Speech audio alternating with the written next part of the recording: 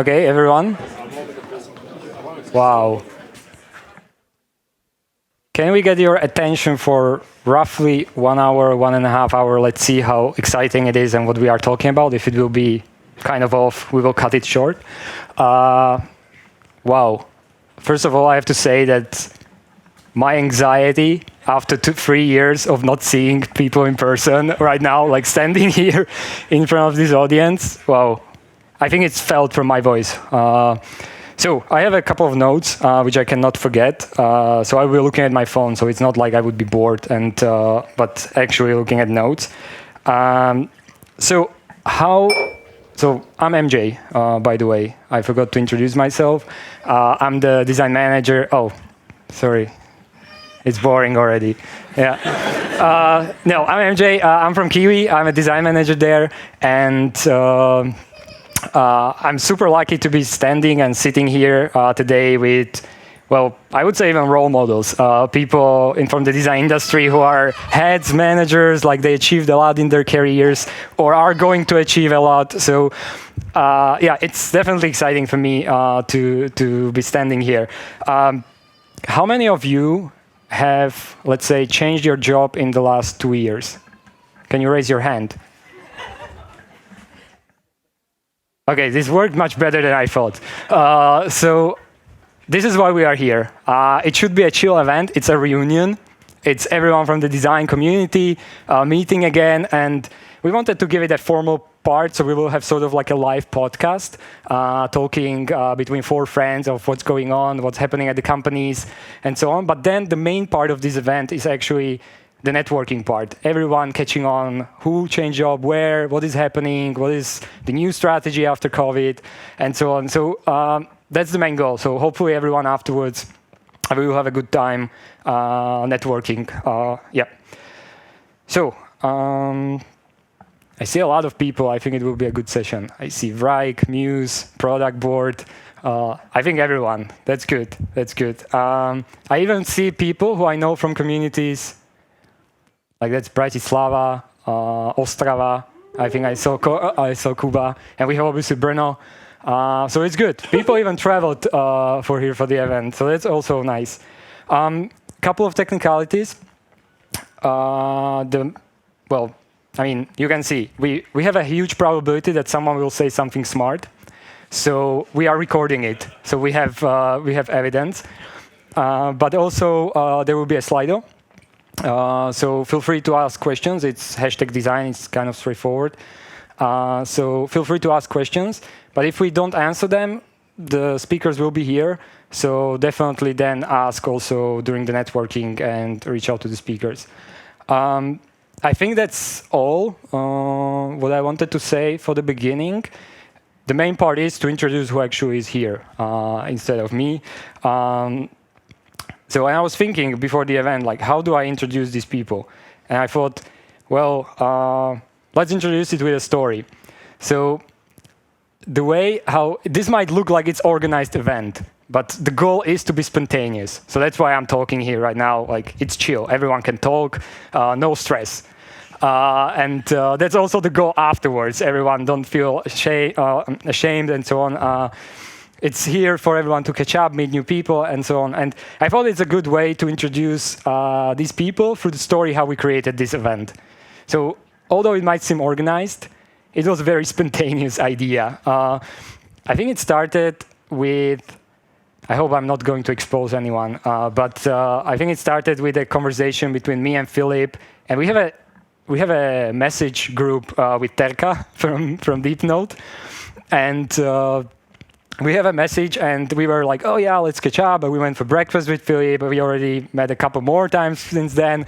But it was kind of felt in the message group that Terka is sort of like, hey, you should probably organize something. And it's like not pushing, but it was felt. So, and it was also with Alina from our community team. She was organizing the Tech Week for Kiwi. Yeah, she's here.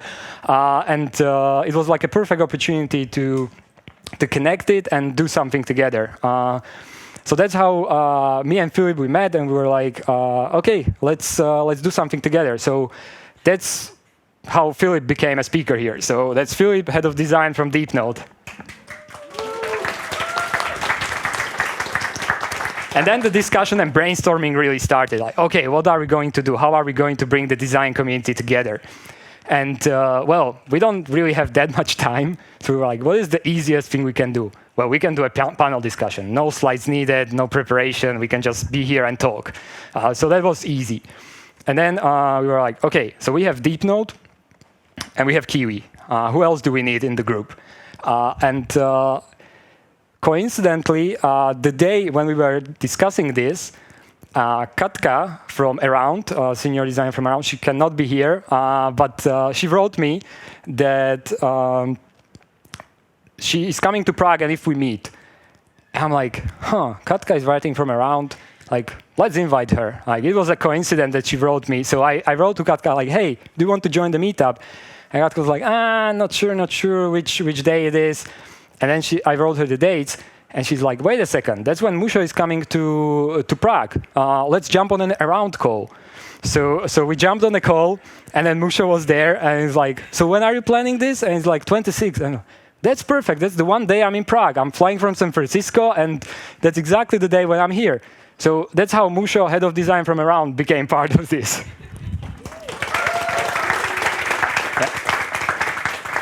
Yeah.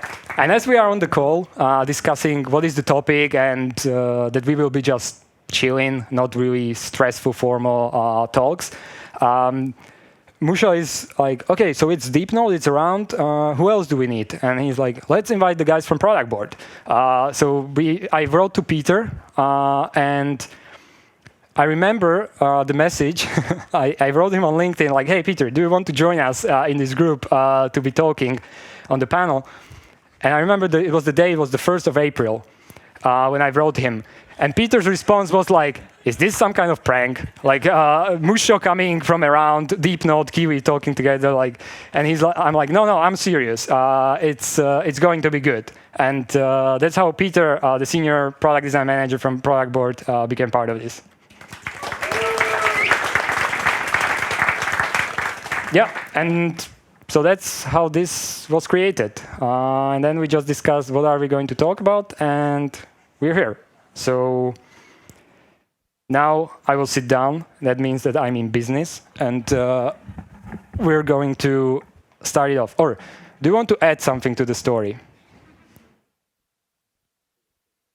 Wait, you have to speak to microphone, probably. It was perfect. Nothing to add. Nice. Okay, so I will be trying to moderate it, but it should be a free-flow discussion, so let's see how it goes. Hopefully nobody really feels pressured to be here. Everyone's like, yeah. Okay, let's start with Around and Deepnote, the young kids on the block. Both companies have design at its core. It's basically almost co-founders of the companies. How is this a trend? Is this happening more and more often? Do you see it in other companies as well? Is design really becoming a core discipline when it comes to creating companies or startups at the beginning? Like, do founders now think more about design at the beginning than they used to? Or what is your perception of this? And how does it work? How does it work with design being at the beginning? Filip, you are a co-founder. Okay, I will try. So when it comes to the ongoing trend, maybe maybe I'm biased, but I noticed the naturally notice the well-designed products way more. They are, the branding is stronger, so you can immediately associate with it.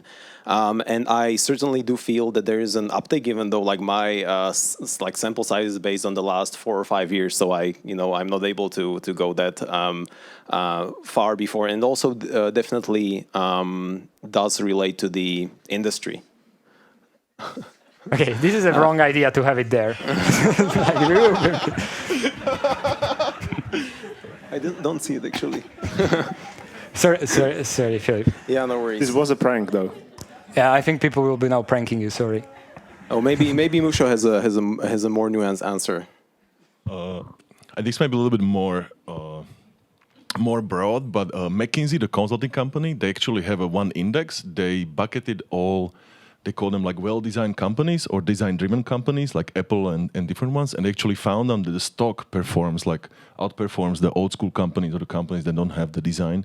So there is some merit, and there is actually some data that shows like, yeah, this is a good trend. If design has its place there, it actually brings also dollar at the end. So and how does it work with design being there at the beginning? Like what kind of discussions do you get yourself into with the co-founders or with the I think we have similar situation like Filip. So also our CEO and founder Dominic, he's a designer himself. We have a Tom as the head of product. He was a designer at Adobe for a long time. So we have a lot of pretty high stakeholders who are also designers. So that has pros and cons. I think you might all experience this sometimes, right? To discuss, they sometimes get a little bit nitpicky, but on the other hand, they also see the value of that, right? So they see like why we need like extra iteration or something like that. Yeah, I fully agree, and maybe it's very nicely illustrated on things like I know, like a trying to push a design system if there's another one, or like a rebranding. When I read some books on, let's say, design systems, it always started with like, how to convince the stakeholders, aligning the stakeholders, and all that. And it was like the opposite. Like the second I mentioned the design system, everyone at the company was like, "Hell yes, yeah! Like let's do this right away." And there was space for any kind of design initiative or design level up, and it also comes from our founder Jakub being highly design driven. And as Michal said, it has pros and cons because then you get into specific design opinions on things, but that can be usually resolved on the given thing. So do you think this can be counterproductive, that design has such a huge buy-in in the company? I can imagine that a lot of people, I'm sure here is a lot of designers from companies where they have to fight to get the seat at the table. They have to really convince, they have to build ROIs for design system, like why would we build one, how much money it saves. Do you think this huge buy-in can also result in designers going wild and then actually at the end of the day, let's say being finding out like, oh, we should have thought about this more? I don't know, what's your opinion on that? I would like to throw Peter under the bus here. So I think Productboard, actually, they have to fought for that, and they have like PM as the main CEO. So maybe he can. Yes and no. So the situation at Productboard is actually very similar to yours, except the fact that Hubert wasn't a designer, but he values the design, and he was before Productboard, he was a VP of product at Good Data, and he was managing both product and design. And therefore, he understands the value. An example of that, like an evidence, is that the first employee of Productboard was a designer. It wasn't me. It was one of my friends, which you know very well. But that was the first employee. Except the co-founders, right? So maybe all three of us are being spoiled. So maybe MJ, you can tell us from Kiwi's perspective. Yeah, I think it's definitely comparing, because Kiwi is a very different business from around Deepnote and Productboard. It's an e-commerce business, and it's travel. So naturally, the first person at this company was not a designer. But I think we have a CEO who is really strong when it comes to I don't know how to say it, being humble and very valuing others' opinions. So he understood really early on that design is important. So I think it's also not a good example, but at the same time, I do feel it was maybe a little bit harder. It pushed us to, I don't know, a good example is when we started with design system, we actually did a lot of research beforehand. Before we started, we did a lot of understanding around the company and the stakeholders, like how do people, PMs, engineering, even senior management, how do they see design system, what that can bring to them. And it helped us in the long term because we understood the stakeholders much more.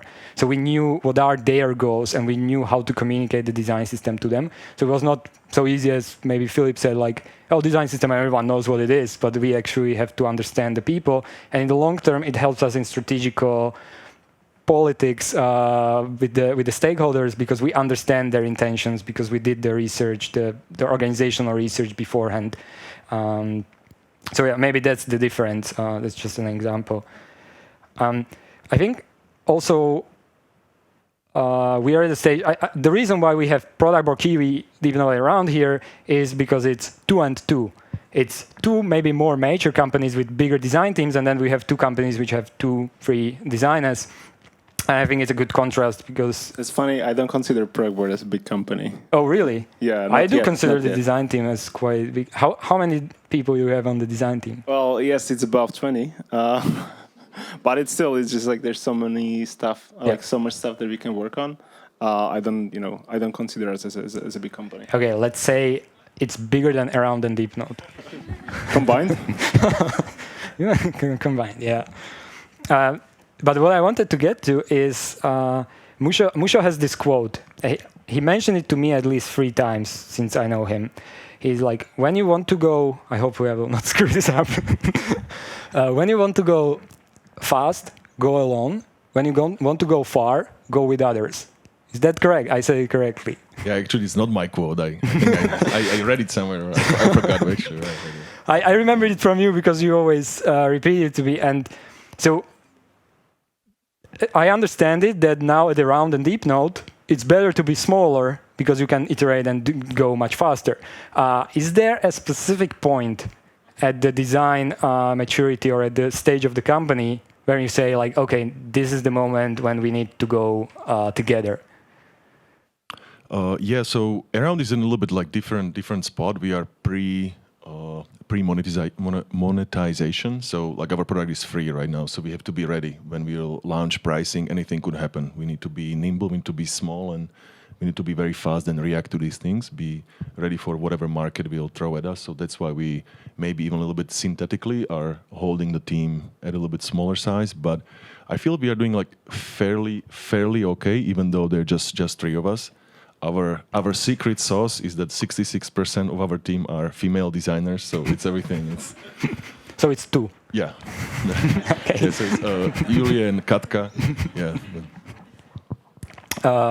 Was there a moment at Productboard when you knew that you need to scale faster when it comes to people count of the design team?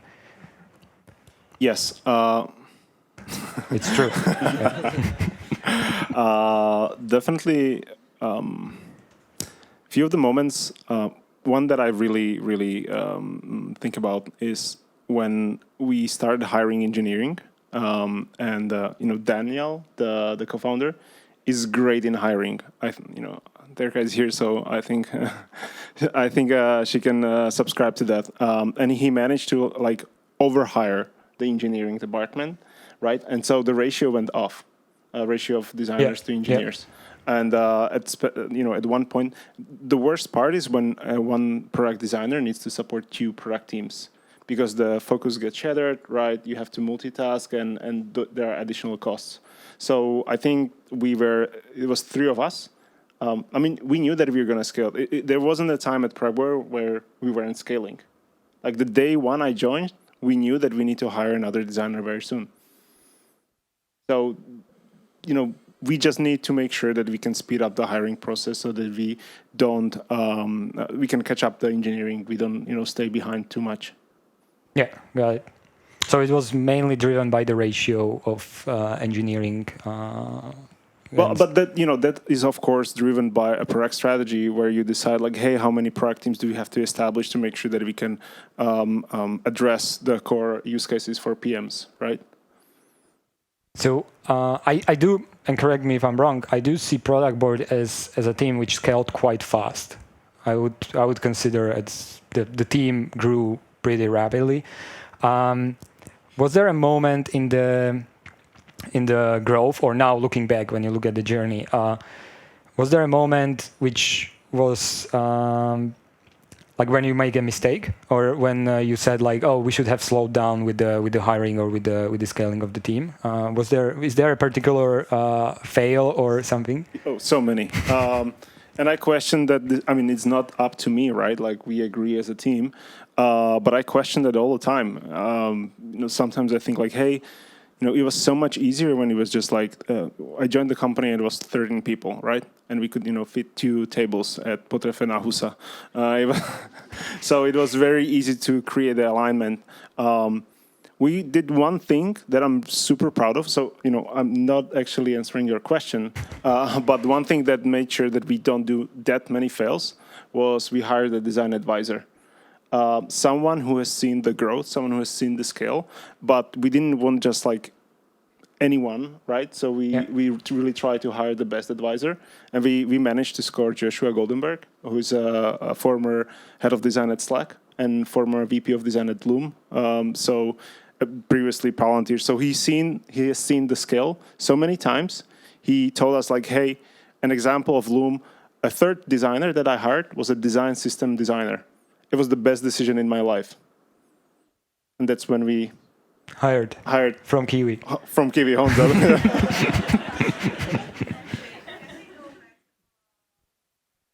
Do we want to see the questions popping up? Are there some?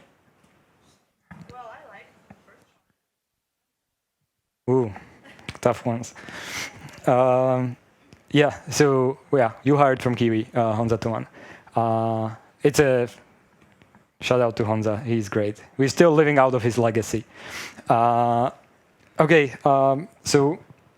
were talking about scaling, Productboard, design systems. What about research? How do you understand at your company's research? Do you need researchers? How do you think about the research strategy, like scaling the research and so on? I don't know who can start, like maybe Peter, you have a lot of experience, and then we can jump to the young kids. Young dudes. So we have a researcher right now. We have one researcher at the size of 450 people. But it wasn't like that all the time. I think we hired the researcher when we were like almost 400. And the Productboard is a different context because the whole system is built on making sure that you do research, right? Because that's how you build great products. Because you talk to your customers, you understand them, you understand. I mean, I don't have to repeat it for this crowd, right? But so we were using Productboard to build Productboard, which means we captured all the feedback in a central feedback repository. And by doing that, you are doing like a continuous discovery. You're continuously gathering feedback. And then what you do is you have to structure it and make sure that, identify high-level topics. If you need to do extra research to understand, to get more clarity around the topic, you do that. But the research was owned by product designer and product manager. One thing that you can do, in order to scale is make sure that you have some requirements from your candidates. And one of them was that we are not hiring product managers who don't care about design and research. They don't have to be super skilled. I mean, it's not their core skill set. But at the same time, they must understand why we need to do the research and that they need to implement that in their process. Got it. So you didn't, now you have one dedicated researcher? Yes, but it's more like research manager, and she's coordinating the process, and she's establishing like best practices, guidelines, and so on. Okay, so the research is primarily on the PM and the designer. Yes. So what about you guys? How do you think about research? Like maybe even going back to day 0 of Deepnote, like a lot of basically whole Deepnote was based on hundreds and hundreds of interviews with many data scientists and people in the field. So we interviewed quite a bit of people. Half of them told us that Deepnote makes zero sense and they would never use it. I'm glad they are wrong so far. But over the time, we didn't, like in the early days, we did not have any product managers. So the user research part or the user research was mainly dedicated to designer, me, and but we also like heavily encouraged engineers to chat with users if they want to, founders, anyone doing sales, which was also engineers and anyone. So you wear many hats, and then it's like that up until now. Like we are now split into product teams, so user research is set up maybe very similar to Productboard, where me and a PM basically handle all aspects of user research during the discovery, delivery, and so on. I'm not sure how is it around. Yeah, I think it's pretty similar. We also crowdsourced, like the whole company was chipping in, and I have to give credit to our Sunetra. In the beginning, we were doing something similar to like Superhuman. Every person who was like joining our platform, we were giving them a white glove onboarding in person. And she was super kind and always share her calendar, so anybody from the company could like join and actually see it for the first time, how people are like not figuring out our things. We thought it's like super obvious, but it wasn't, and it was pretty good, like real slap in the face. So what I see here is that at the beginning or at the earlier stages of the company, or maybe even through the whole life cycle, it's a lot about the PM and product designer doing the research, and I do agree with that. I think that like when I look at Kiwi, I think it's something where so the organization is quite big, and we have teams which are more oriented like what you just described, where the designers, the PMs are much more user-centric and oriented, but then also teams where our researchers need to maybe push a little bit more, but again, I see this pattern happening there, that they are becoming more of a mentors to the team. And to be honest, like Yuja, our research manager, like we have a very close collaboration, and we talk about this often, like how do we scale research at Kiwi? Because until this point, we scaled a lot with hiring more researchers. But that's not really scalable if you want to have more product teams and so on. You don't want to have one researcher per team, because it just becomes ridiculous. We need to like somehow share the insights. We need to I think the term is democratize research a little bit. So I do see this pattern also happening with us at a bigger scale, that researchers are becoming more of mentors. And then what it actually enables us is to use those professional researchers who are really like have background in anthropology, sociology, and so on, or even quant, like data science, can then dig much deeper into those explorative research, like what is the future of travel, where do we can grow and help more of the strategy of the company. So yeah, I do agree with this. I think we got there through a different way, but it's pretty much very, very similar. Yeah, but to not like paint a beautiful picture, like a lot of the design in the early, in the first year especially, something what I call happened flying on intuition. Like basically, many of the designs were done basically based on some kind of, we have an idea, opinion, how we want the data science world to work. And we are, and it was not like a definite design, like, like here you go users and then just forcing onto them, but it was more of like exploratory, seeing if they will like something like this. But also it was based on experience, and you had subject matter experts in your group, right? So you're leaning on them. So then you don't have to research every single thing, especially if this is you don't have to research patterns, right? You don't have to usability test everything. That's what newcomers usually do when they come, and this is a pattern that I have observed at Productboard, that a new designer joins, and no matter their seniority, but they don't have the historical context, right? And this, for example, what we suck at this. I admit that we suck at this. We haven't been really documenting our product and design decisions, and so they go ahead and they usability test something that we have either explored and we said like, hey, this is a dead end, right? We have to try a different path, but they would do that, and that's a wasted time.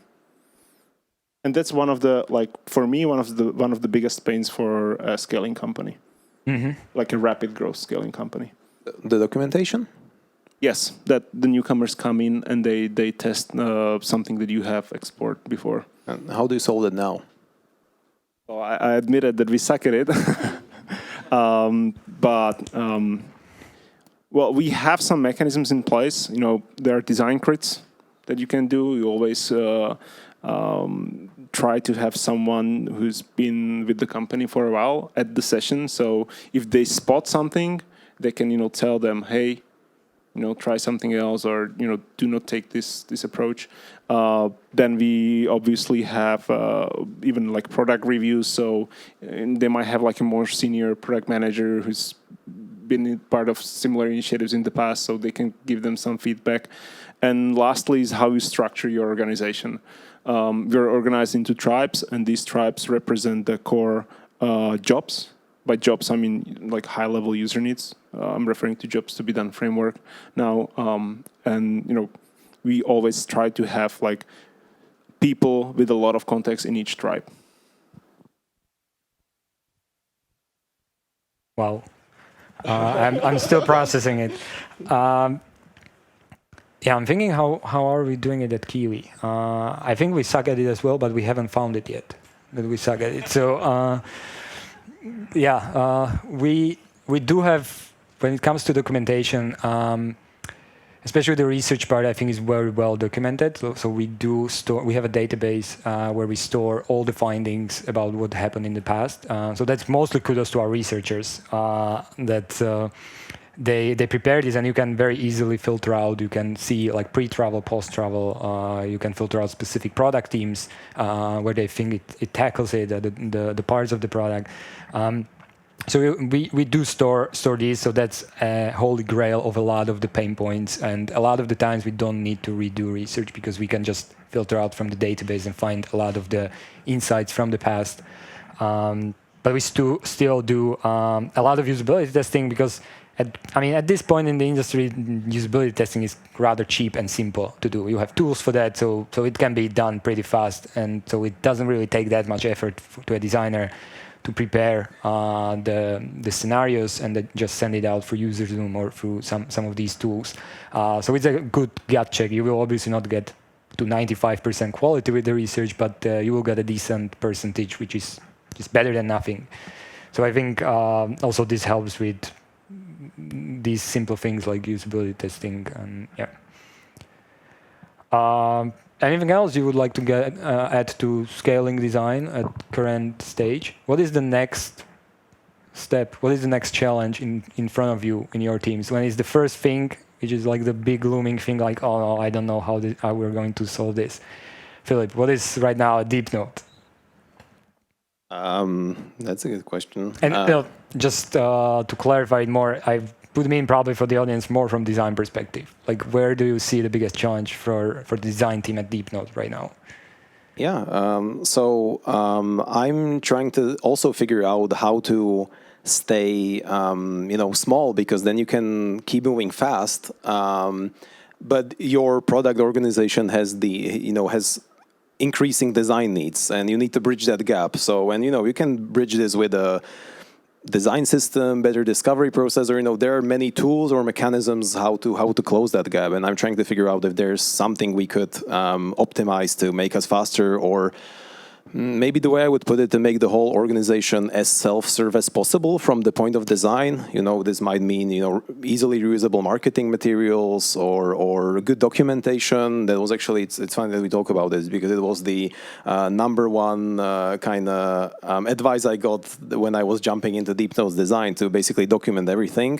That simply means that there's a comment by every Figma frame, so it's not like a fancy database. I'm not sure what's the next challenge, for example, for Round.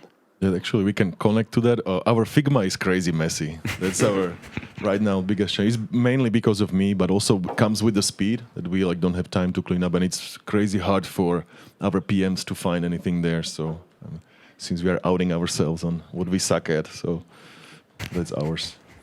A funny story. We actually used to work in a single massive Figma file with a lot of pages, And we had a call with one of our investor, Dylan, the CEO of Figma, and we were showing him some designs. And when he saw this, he stopped breathing, everything, and he just "You guys are retarded, and let's just." He sent us a guide literally and told us do this, please. and we started splitting our designs. Wow, this into is the multiple coolest files. story I heard definitely this week. Like, we were showing our Figma to the CEO of Figma. It's like, well, a product board. Next step for Productboard, for the design team. Yeah, what is the looming challenge? You have the documentation, I guess, but Yeah, documentation, obviously. Adoption of design system, even though we started pretty early, is quite painful. why are people laughing? It's a problem for everyone, I guess. Yeah. But that's not only on design, right? It's also on engineering. Yeah. I think one of the this is a topic we could talk about, like the whole another whole session, like whole meetup. Maintaining design quality when you scale. I don't know if you guys you probably have Musho, right, in your previous companies, but once you start scaling the team, and firstly it's like exponential scaling, right? Like you hire one person per month, then you start hiring 2 new designers per month, right? And suddenly you end up like with 4 people in 2 months or in 1 month. And it's crazy because you realize like, hey, how do you onboard them? How do you sort of transfer the context, or like how do you have them understand what good design means, or like what good design means for us, for the team, right? This is for me like the biggest challenge. One of the ways that you can solve it is making sure that design managers don't manage the quality of designs, but manage people. Managing people is not an easy job, right? It involves a lot of responsibilities, whether it's hiring, staffing, coaching, performance reviews, growth plans, and so on. But that's kind of something that we would like to change, is that the design managers don't only do the people management, but they also do the managing of the quality, like gatekeeping of the quality, which basically means that they have to, I don't want to say approve, because that sounds like micromanaging, right? But you have to be part of the process, and you need to be able to give them guidance. And we would like to split these roles. We would like to split it into 2, and this is something that's already established in larger companies. It's called a staff designer. And so that person is actually an IC who is leading or like he's responsible for the design leadership, mainly on the design direction. Mm-hmm. Got it. Well, this is interesting because I do agree. So the way I see it, and this is sort of a bridge also to our second area, what we want to talk about is management versus individual contribution. But I do see right now, even in Kiwi, like the managers, and we also have a position called design lead, which is a management position. The person has 3 or 4 ICs underneath them, and we do see it this way, that it's on the shoulders of them to keep the quality, and they are accountable for their teams and what they deliver. So this is definitely an interesting discussion on like how are you splitting in and whether it makes sense, because we are also thinking about like staff design, principal designer, but currently in our skill metrics it doesn't really include those skills. Like it would still in our skill metrics fall down, the accountability for the quality of design still falls down on the design manager, not on the staff designer. But yeah, that's definitely a good bridge. I wanted to just maybe add from Kiwi perspective, so I also pitch in that I think Peter summed up pretty well the challenges with the design quality. Like I think that's at every company at certain points they reach a point where they need to think more about how to maintain the quality. I think for us it's really about figuring out the processes and the operations. So there is a lot of written about how to build a design team, how to be the first designer at the company, how to build hire the first researcher and so on. There is not much written about how to scale from 50 to 100 design team. So that's I think the challenge right now. Like a lot of the processes we see how they operate, they sort of came into as we were scaling. And I think now we need to take a break or sort of revise everything and see like, okay, does this still work at this stage? So I think for us, one of the challenges is also operational, like how do we even structure our weeks so they are productive at this scale? So a lot of the operational stuff, and on top of that, obviously a lot of product challenges. How do we measure design? How do we how do we build a case for design decisions and the ease of use, for example, metrics connected to business performance. So these are more product oriented challenges, and there is so much. It's just I wanted to give an example of one product and one operational challenge, which I think Kiwi's design team is facing right now. I think Peter, you really started a good discussion about the staff manager. So I think we can jump into the second area we want to talk about today. And I think I'm sure there is a lot of people who are thinking, what is the future? Do I want to be a design manager in the future? Do I want to lead design teams? And I'm sure there's a lot of design managers also here who are thinking like, do I want to be an IC again? By the way, like true story, in my career, I've seen more people return from management to IC than actually managers succeed. There's definitely at least my last 3 or 4 managers step down eventually and are now contributors. So I have to correct you. It's not stepping down. It's a lateral move. These are two parallel tracks, and each has a specific level. An example of that is like a staff level designer equals like a design manager or design director, depending on this is a good correction. I meant it more like stepping down from the role and then going to a different area, because I see management and I see as very different skill sets. So like saying goodbye to one role, going to another. But yeah, that's I agree. That's a good correction. So I think we can start with how did you end up in design management, or where you are right now and leading design teams? Like Michal, you have a lot of experience. How did you end up as head of design? And let's get personal now. Actually, I don't even know. Can we get back to me? It's been a while. Filip.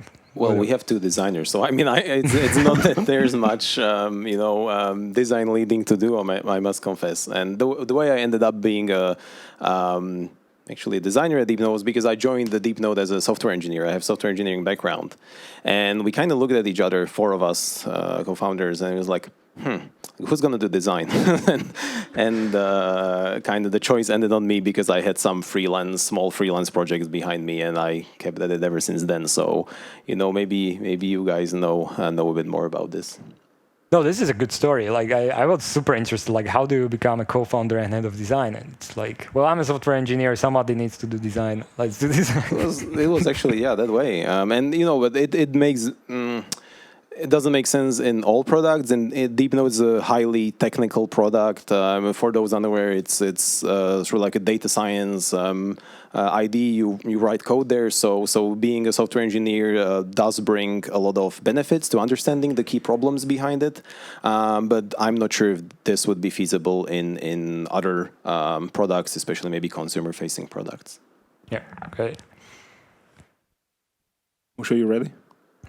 Yeah, I think I have same answer. It just landed on me. And like 10 years ago at Circle, it was just one designer. Okay, so who's gonna do it and who's gonna hire more? Okay, you just do it, and I'm like, okay, why not? And you stayed there, and you enjoyed it. I was switching, and right now I'm more like player coach, or what's the hybrid mode? And you can't be lazy. You have to also do some Figmaing yourself. So I went back and forth, and we have an internal joke that you're actually being paid for, like being like a coach or psychiatrist or whatever for the team, and the designing is like for you. You get to do it for free.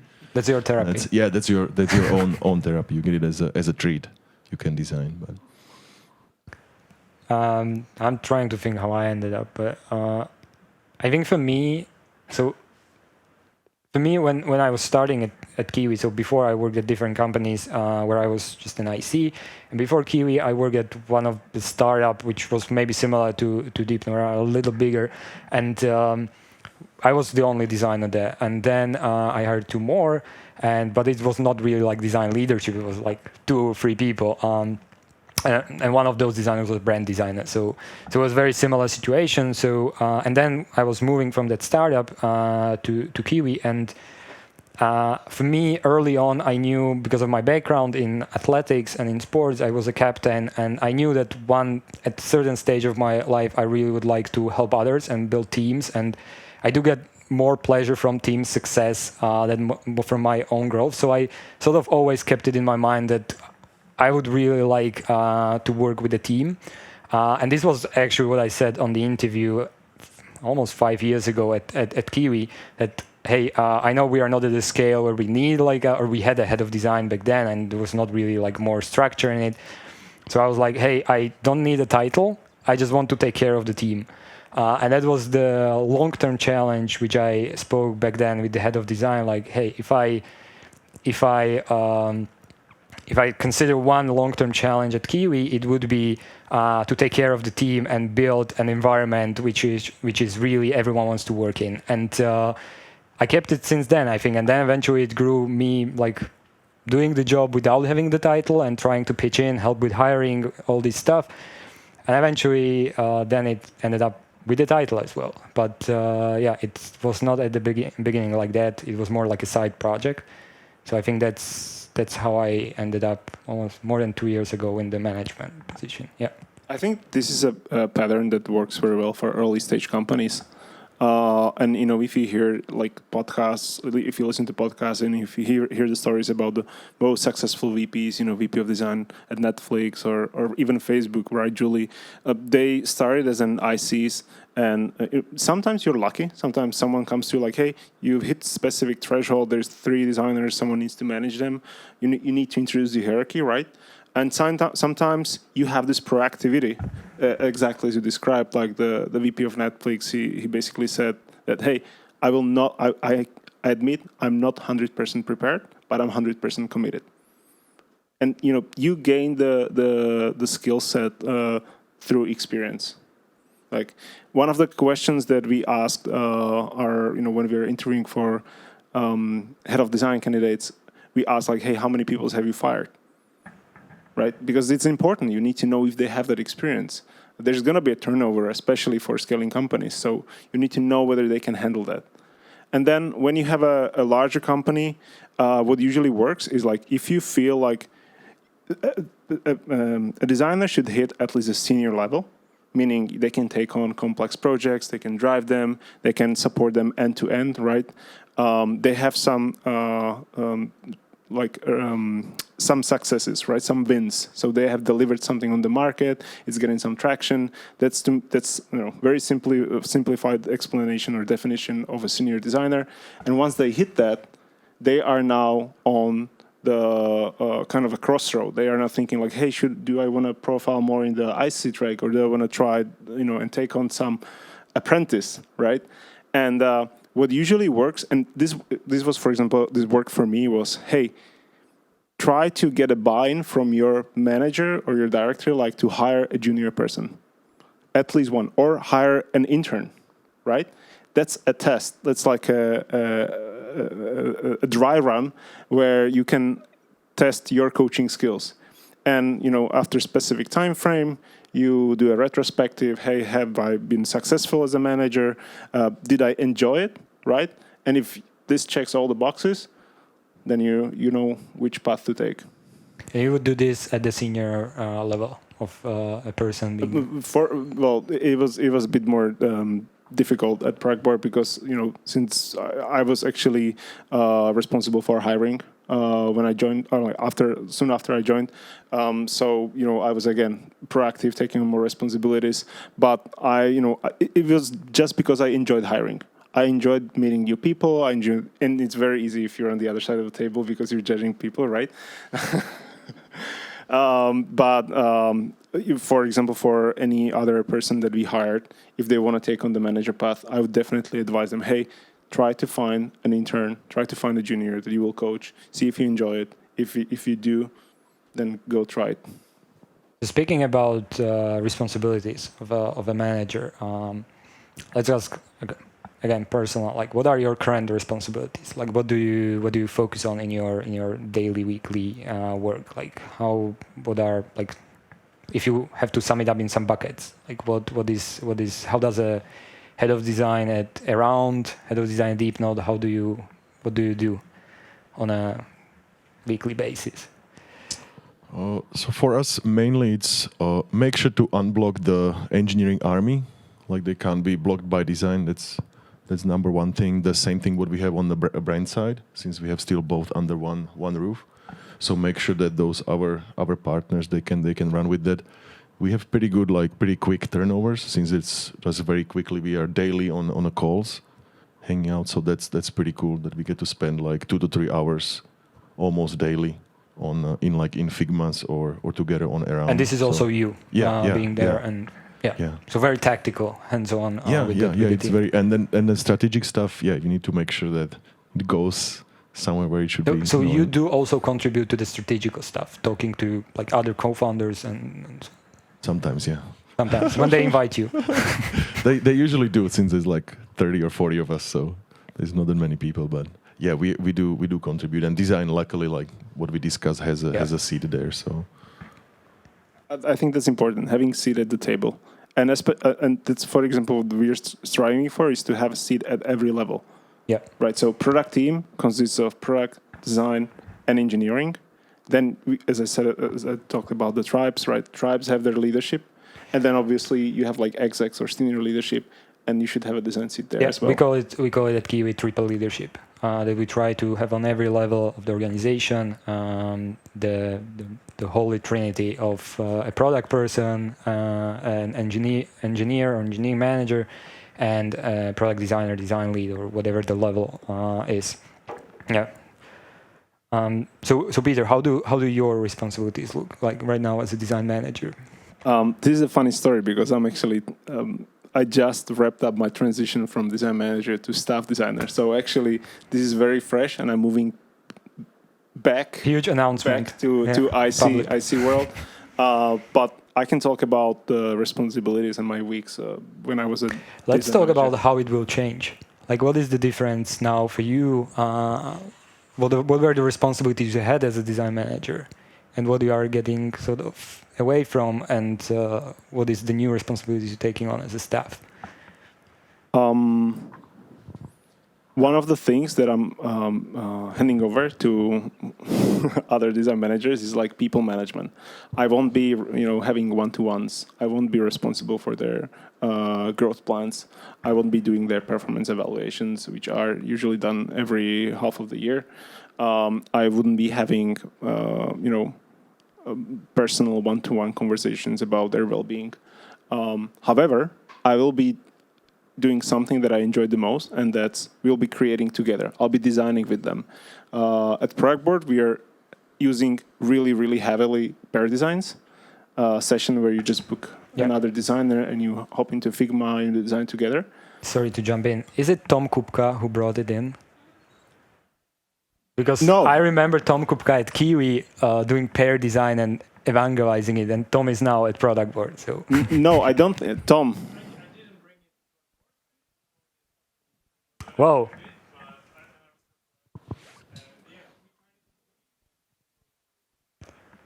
It's like that's personally what I. Thank you, Tom. That's personally what I enjoy the most is like when you create things together, right? No one will remember a boss that approved your vacation. No one will really remember a boss that gave you a raise. But you will remember colleagues that you co-created something with, and it left an impact or like it left a dent in the product, and you are proud about the work. And that's, for example, the key responsibility of a staff designer. You are collaborating with other designers. You're also coaching them in their design skills if needed. Mm-hmm. Wow. Now I'm thinking about what the responsibilities as a design manager. I mean, just, if you go to Twitter, right, and if you follow like famous design managers, they complain all the time, like, hey, if you want to be a design manager, be prepared that you're going to spend your whole day in Google Slides or Google Docs, right? Well, or meetings. Or meetings, right? Yeah, and that's important to say. Yeah, it is the job. It's a lot of that, and I think a lot of people don't really like they see. So there is this pyramid. Like you have a lot of junior designers, you have less mids, you have less seniors, and then you have very few design managers. And it seems almost like a design manager, like it's like, as we were talking about, like it's a step up. But it's not really. It's like a different. You have starting different job. Yeah, exactly. But you don't have to be a design manager in order to move up. Yes, exactly. That's why the staff principal roles. But I think a lot of the people see that, for me, the natural next step is to be a manager, which is a huge misconception because not everyone will enjoy it. There is a lot of people who like to create the product and like to go into the details and go really deep into the problematics. And I think that's, if I would say like one thing to take away from a person who is thinking about design management, is that like really think about if you want to lead the teams and spend a lot of the times talking with people and sort of thinking more about the success of others than yours and then your growth, because a lot of people just go there because they see it as like a natural progression in the career, or even some people think, what I notice is that they think that it will bring power. Like they are struggling with getting like buy-in with some design decision, and it's like, if I had this title, I could just make decisions. Well, it's actually the opposite. Like when you are a design manager, you then have to even facilitate more people into the discussion. So I think that's also another one which came to my mind. I had a conversation with one of the design leaders, and I remember when he mentioned like, hey, design leadership is not just people management, right? It consists of roughly three things. It's people management, and that's a very difficult job. But then it's also design direction and design ops. Mm-hmm. And there, you have to think about your growth and what you enjoy and, pursue that kind of track. But obviously the design ops is something that you cannot fully do at an early stage company. Yeah. So does this correlate? So there is this, like you mentioned Julie Zhu from Facebook. She has this book, Becoming a Manager, The Making of a Manager. Thank you. And she sort of sums up the design management into three buckets. It's people. So that's a lot about the people management, and then it's process. So do I understand it correctly? It's sort of what you said is design ops, and then product. So that's the direction where we're going, and filtering out the strategy from the company, from the top, to how are we going to actually do this in design. So yeah, these are, I think, the three buckets, and it's very different role comparing to be a designer. I would even say, like, when moving to design management, it's basically starting from junior level again and building it up. Anything from your perspectives? Musho, you have been at a lot of companies. How do you see it from Amazon, design managers at Amazon? How was your design manager? Yeah, so I had I wish this won't be recorded. But no, I had, my path was a little bit tricky because I had, during like my 3-year stay, I had like 6 or 7 different design managers. Like wow. My friend who actually hired me there, then he moved to Seattle, so I went on and on and on. But this was a great lesson for me because I learned from each and one of them. They had like one great traits. Even they were like, some were better, some were worse, but one was like, he was writing amazing like onboarding doc. Like, you should meet this person because of this one and ask him about this, and it was crazily detailed. Other guy was really good at negotiating your own salary, so he taught me like, okay, this is your wife's money, okay, negotiate. There was different perspectives, and it was a huge like learning. So I think my experience was pretty good from this perspective. Yeah. And if you're in a position where the early stage company where no one is able to give much design guidance, well, then you supplement it with something what Peter mentioned in the beginning, with like some advisor or mentor. So that's, you don't know what you don't know early on, and if you can get someone who you trust, can rely on, and can basically talk to a lot, that's invaluable. CEO Figma, for example. We have to wrap it up. I see the time.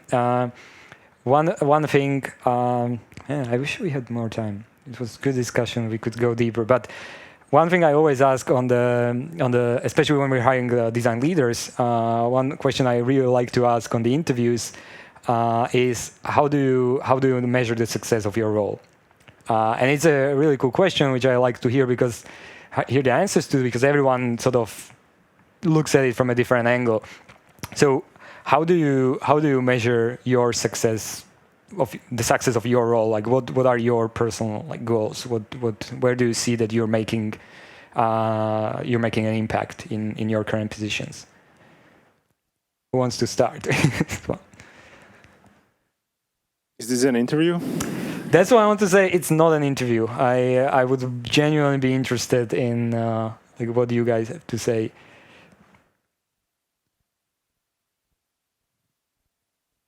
No, go ahead.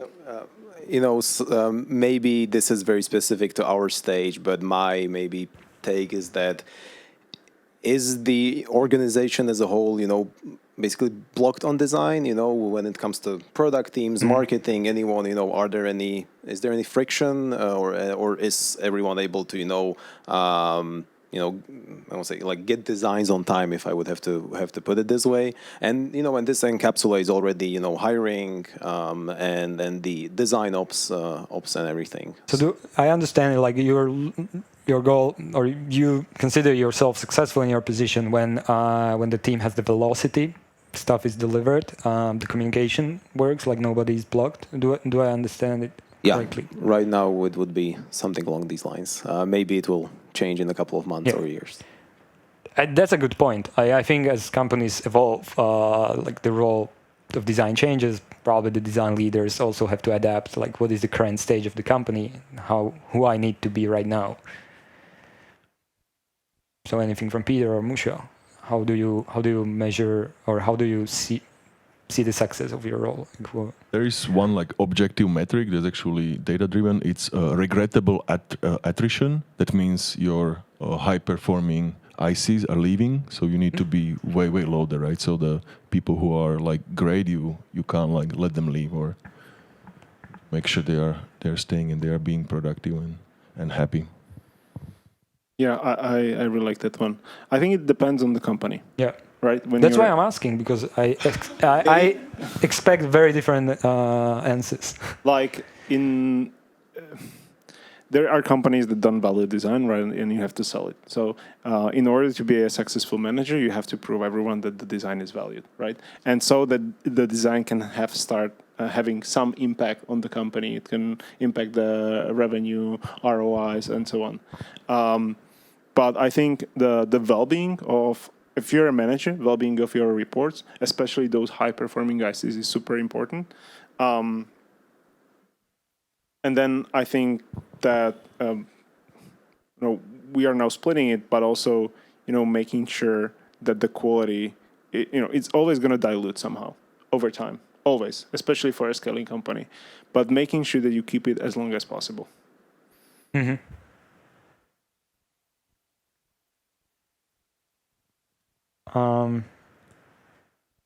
What's the future?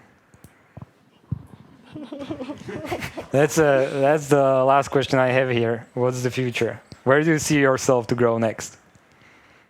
What is the next step for you? You're aiming towards. When you asked the question, I was imagining Elon Musk like buying Twitter, and now no, with his Neuralink, like we will be just imagining everything, and we will just hit screenshot, and it will get into like we won't do any Figmas anymore, and it will get coded. So I think that might be future. So that's the future where you want to go. No, I don't think it will be for me. I think I might be dead by then. I want to end this discussion on this, but guys, where do you see yourself? Like, what is the next stage for you personally? I think I covered that question. Yeah, right. My role is changing. Yeah, that's true. It's exciting for me because, especially at the company of this size, I didn't say it's big, right? Of this size, it's exciting to pioneer something new, right? So that's probably the future for me. Filip? You were looking at me, okay. Sorry, I will not look. No, it's okay. I guess so. My role is kind of intertwined with the being a co-founder and also the design leader. So it's anything really that I know it's very vague, but anything really that makes Deepnote successful, and that means wearing many hats. Maybe not design hats. We will see. Yeah. So yeah. So you can imagine yourself not being a head of design eventually. Totally. Like it's if there's someone more experienced and like not every person is fit for the company at every stage. So it's natural that at some point it's better to hand off the leadership to someone who's seen the team scale. I can completely agree. I can vouch for that. Just to sum it up, if I look at my future, I just really want to understand how to be a good leader and design leader. So that's very shortly summed up from my side. Those were the topics. I know it was long. I was not looking at the audience. Hopefully nobody is sleeping, except the children. They can. But let's jump into the Slido.